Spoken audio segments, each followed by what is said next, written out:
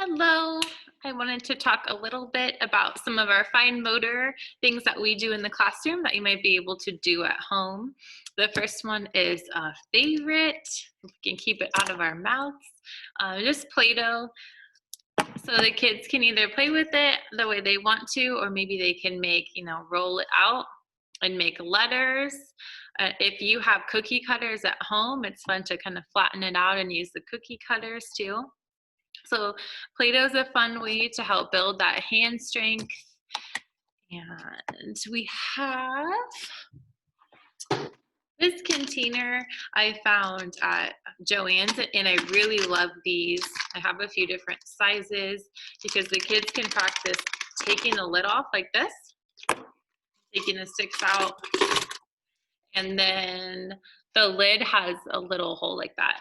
And so they're gonna do, and I always encourage doing one by one because sometimes they'll just put all the sticks in, but we wanna have them hold one stick and put the stick in another. So this is a good put in task, and it's also good for counting.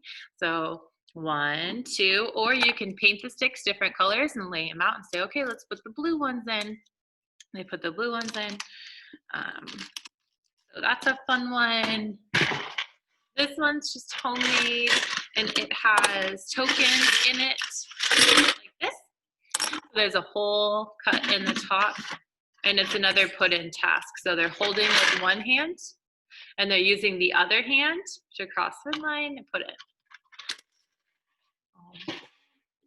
If your child is building hand strength and has preferred items that are small, like little snacks, toys, things like that, one good trick to sneak in some fine motor muscle building is to put it in jars. So I have just a sample jar, but any jar works, where they have to twist. So this one in particular, they have to push down a little and twist, and then they can get whatever toy they have inside, or treat, or whatever it may be. This is an example of something you can make with some kitchen items. It has some color things too, so the kids will match colors. We'll take them all out. And then how they pick it up is they're on the table, and they'll use these tongs to pick it up and transfer over. So the one task is holding, picking it up with the tongs, and then the next task is dropping it in and putting it into the appropriate place, into the small hole.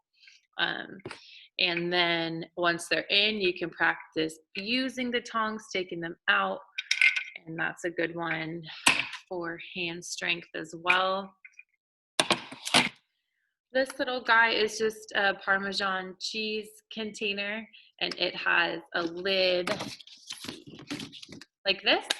So when we give it to the students, they will open it themselves.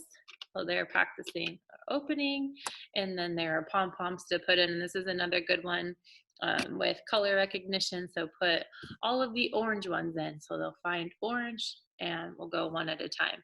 So 1, 2, and when they're done, they can close it and open. So they're twisting, they're opening, they're dumping it all out and starting again. So that is a good one.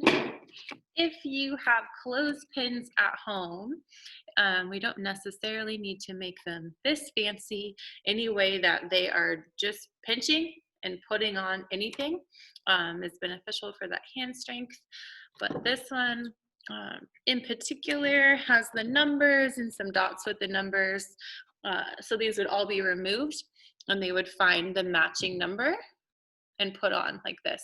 So they're really looking at where they're putting on and holding that pincer grasp like this, and they're putting on the correct spot. So that's great. And I think my last one is a lacing card, and this you can make at home too, just punching holes into a piece of cardboard and using a shoelace. But we would start with holding the board for them first, and they are finding, because this could be a difficult task, finding the hole, putting in, and pulling through, finding the hole. Once they get a little bit more in the hang of it, you can have them hold.